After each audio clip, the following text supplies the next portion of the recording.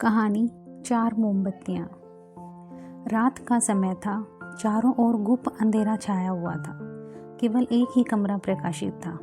वहाँ 4 मोमबत्तियाँ जल रही थी। चारों मोमबत्तियाँ एकांत आपस में बात करने लगीं। पहली मोमबत्ती बोली, मैं शांति हूँ। जब मैं इस दुनिया को देखती हूँ तो मैं बहुत दुखी होती हूँ। चारों ओर आपाधापी, लूट खसोट और हिंसा का बोलबाला है। ऐसे में यहाँ रहना बहुत ही मुश्किल है। अब मैं यहाँ और नहीं रह सकती। इतना कहकर वह बुझ जाती है। दूसरी मोमबत्ती भी अपने मन की बात कहने लगी।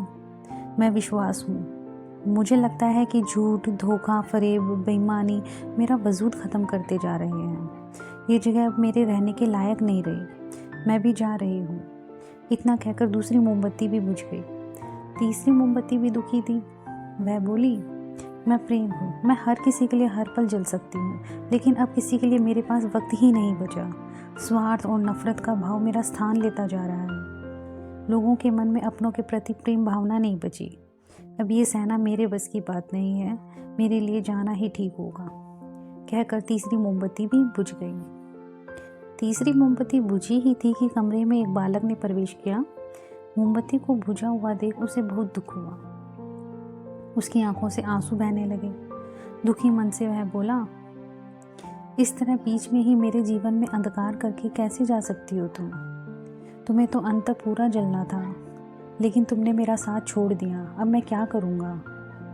बालक की बात सुन चौथी मोमबत्ती बोली, घबराओ नहीं बालक, मैं आशा हूँ और मैं तुम्हारे साथ हूँ। जब तक जल रही हूँ तुम मेरी लौ से दूसरी मोमबत्ती को जला सकते हो।